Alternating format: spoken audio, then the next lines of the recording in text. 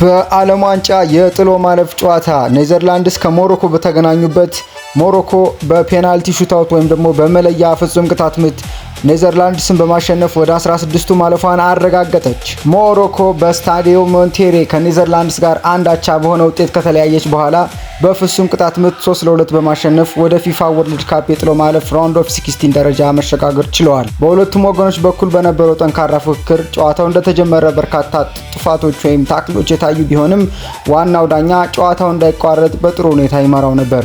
ኔዘርላንድስ በተቻለ ይበልጥ የተከፈተ እግር ኳስ ለመጫወት ትሞክር የነበረ ሲሆን በመጀመሪያዎቹ 15 ደቂቃዎች ሁለቱም ቡድኖች ለቅብ የቀረቡ ባይባሉም ኢስማኤል ሳባሪ ከሞሮኮ እንዲሁም ደግሞ ከኔዘርላንድስ ክሬሴንሲዮ ሰመርቬል የተቃራኒ ቡድኖችን ተከላካዮች ጥሰው በመግባት ሙከራ ለማድረግ ሲሞክሩ ታይቷል። ባርት ቬን ብሩገን ከቅርብ ርቀት የተገጨን የናይል አዩኒን ኳስ ያዳነ ሲሆን ከዛም በተጨማሪ ደግሞ አስገራሚ ምት የነበረውን የአሽራፍ ሀኪሚን ኳስ ፓንች በማድረግ ከጎል በላይ እንዲወጣ አስችሏል።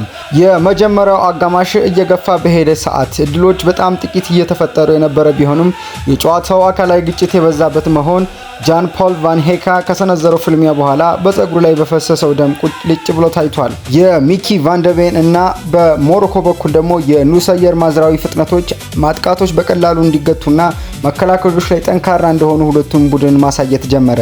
የመጀመሪያው አጋማሽ ሊጠናቀቅ ጥቂት ሲቀረውም ወደ ላይ የወጣን ኃይለኛ ኳስ በመምታት ያሲን ቦኖ እጅ የፈተነው ለኔዘርላንድ መሪነት ለማስጨበጥ ይበልጥ ቀርቦ የነበረው ደግሞ ሚኪ ቫንደቬን ነበረ።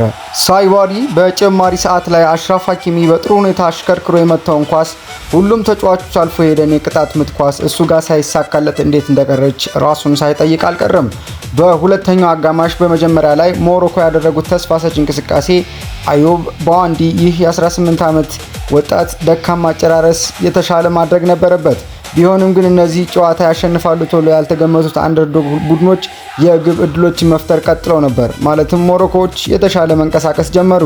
ከዚያም በኋላ ብዙም ሳይቆይ ብራሂም ዲያዝ በጥሩ የግብ አቋም ላይ እያለ በተከላካዮች ላይ መከበብ ሲያጋጥመው ሞሮኮዎች ጨዋታውን እያደመቁት በመጡበት ወቅት ሀኪሚ በኃይል አክርሮ የመታት ኳስ የግብ አግዳሚን ገጭታ ወጥታለች። ሀኪሚ ለብቻው ተለይቶ በወጣበት ወቅት ኔዘርላንድስን ለመታደግ የቫንደቬን ፍጥነት በድጋሚ ያስፈልጎ ነበር። ነገር ግን ጨዋታው ለአንድ ሰዓት ሊቃረብ ሲል አትላስ ላዮንስ አስገራሚ 84% የእግር ኳስ ቁጥጥር የበላይነት ቢኖራቸውም አሁንም ቢሆን መሪነቱን መያዝ አልቻሉም ነበር። በ71ኛው ደቂቃ ሰመርቬል ተቀይሮ የገባው ዌትዌጎረስ በግንባር የገጨለትን ኳስ ከተቆጣጠረ በኋላ በሞሮኮ ተከላካዮች ግፊት እየተደረሰበት ቢሆንም ለኮዲ ጋክፖ አቀበለው። እሱም የሞሮኮ ተከላካዮችን በቅርብ ርቀት ክትትል ቢያደርጉበትም ቢሆን መሬት ለመሬት በመምታት ያለምንም ስህተት ግብን ማስቆጠር ቻለ። እንደሚታወቀው ውድ አድማጮቻችን ኮዲ ጋክፖ ሰሞኑን የፍቅር አጋሩ ልጅ ወልዳ ልጁ እንደሞተበት ይታወቃል።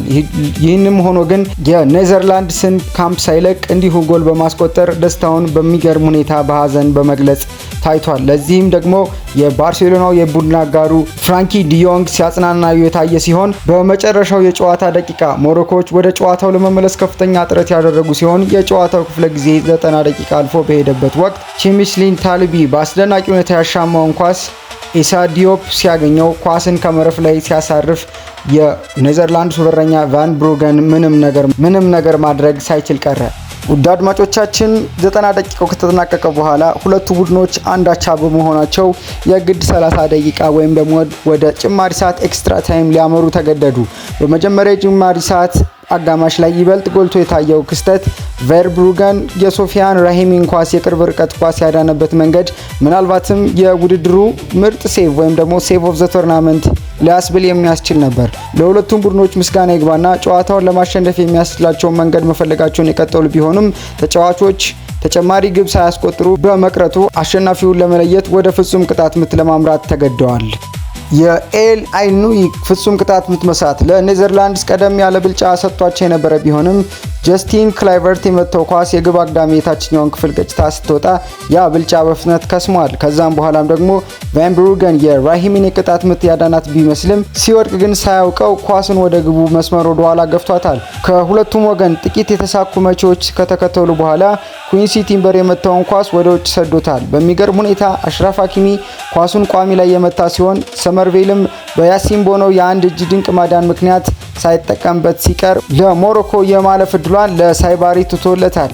ውጤቱ የሚያሳየውም ኔዘርላንድስ በይፋዊ ውድድሮች ላይ በቅርቡ አስመዝግቦት የነበረውን የ11 ጨዋታዎች አለመሸነፍ ጉዞ ማክተሙን ይሆናል። በሌላ በኩል ሞሮኮዎች በዓለም ዋንጫ የጥሎ ማለፍ ታሪኳ ለሶስተኛ ጊዜ ያደረገች ሲሆን ቢያንስ ለአንድ ተጨማሪ ጨዋታ የሚቀጥል ይሆናል። ይህንንም ስናነሳ ውድ አድማጮቻችን አንድ ለየት ያለ ታሪክን ማንሳት ወደድን። ይህንም ኔዘርላንድስን የተመለከተ ይሆናል።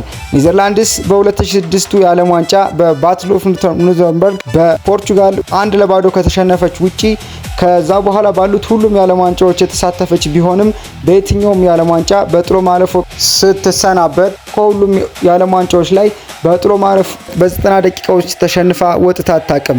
ሁሌም እንደሚባለው ማንሳት ከተቻለ በ2010 የዓለም ዋንጫ ለዋንጫ ደርሰው የነበረ ቢሆንም በአንድሬስ ኢኒየስታ አማካኝነት በተቆጠረባቸው የ116ኛ ደቂቃ ጎል የተሸነፉ ቢሆንም በ2014 እንዲሁ በጭማሪ ሰዓት በተደረገ ከአርጀንቲና ጋር በተደረገ ጨዋታ ነበር የተባረሩት።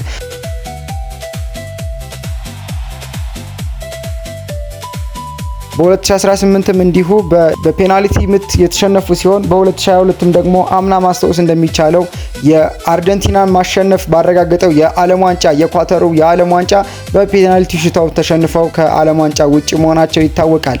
ከዚህም በተጨማሪ እነሆ በዘንድሮ የዓለም ዋንጫ በአዲስ ፎርማት በተደረገው የዓለም ዋንጫ ማለት ነው ከ48 ሀገራት ምድባቸውን በአንደኝነት ያለፉ ሲሆን ከምድባቸው ካለፉ በኋላ ከምድቡ በራውንድ ኦፍ 32 እንዲሁ ትላንት ምሽት በሞሮኮ በፔናልቲ መሸነፏን ተከትሎ ሆላንድ ለመጨረሻ ጊዜ የዓለም ዋንጫ ስትሰናበት በ2006 ነበረ ማለት ነው በኦፕን ፕሌይ ተሸንፋ መሰናበት የቻለችው።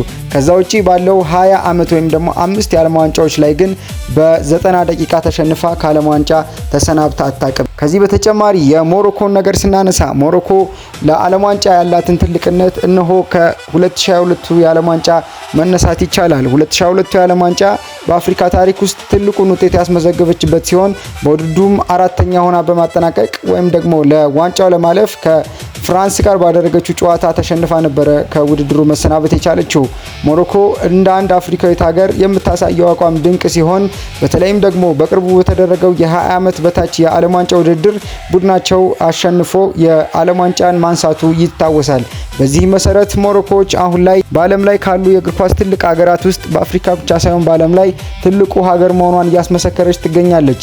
ለዚህም ደግሞ የቅርብ ጊዜ ትውስታችን የሆነውን ጥር ላይ የተደረገው የአፍሪካ ዋንጫ መመልከት ይቻላል። በዛ የአፍሪካ ዋንጫ በጣም ብዙ ውዝግብ በተነሳበትና በፊፋ አዲስ ሕግ የወጣለት ወይም ደግሞ ተጫዋቾች እንዲወጡ መመካከርንና ሜዳን ጥሎ መውጣት ነጥብ እንደሚያሰጥና እንደሚያስቀጣ የተወሰነበት ይህን አዲስ ሕግ እንዲወጣ ያደረገውን ከሴኔጋል ጋር በአገሯ ያደረገችውን የዋንጫ ፍጻሜ ማስታወስ ይቻላል።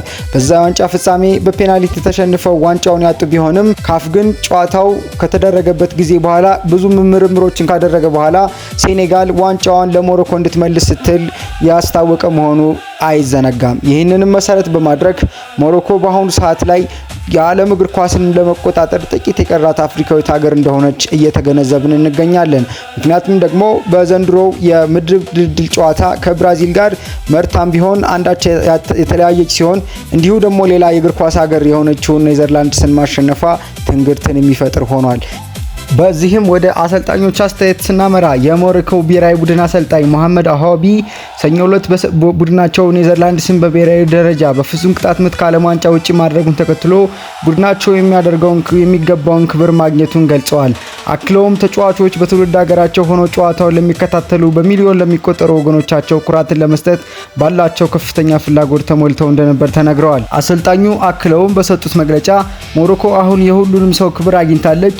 ይህ ሆኖ ግን ዝም ብለን በመናገራችን ሳይሆን አሁን ባሳየነው ተግባራችን ነው በማለት በኩራት ተናግረዋል። ይህ ቡድንና ሁሉም የሞሮኮ የወጣት ቡድኖች ከእግር ኳስ ወይም ከቀላሉ ጨዋታ ከማሸነፍ ይልቅ በጣም የላቀ ትልቅ ነገር ለማሳካት ነው የሚለፉት በማለትም ደግሞ ራዕያቸውና ህልማቸው በአገር አቀፍ ደረጃ ትልቅ መሆኑን እንዲሁ አውስተዋል። ከበስተጀርባ በሚሊዮኖች የሚቆጠሩ ህዝቦች እንዳሉ ይታወቃሉ። በሞሮኮ በዚህ ሰዓት በሌሊት 8 ሰዓት ወይም ደግሞ 2 in the morning በነበረው ወቅት ነው የተጫወት ነው። አብዛኛው ህዝባችን ደግሞ ሳይተኛ እንደነቃ ነቅቶም እንደሚጠብቀን እርግጠኞች ነን። ይህን ደግሞ ተስፋ እንዳንቆርጥ መግፋትን እንድንቀጥልና በራስ መተማመናችን ትልቅ እንዲሆን ጉልበት ይሰጣል።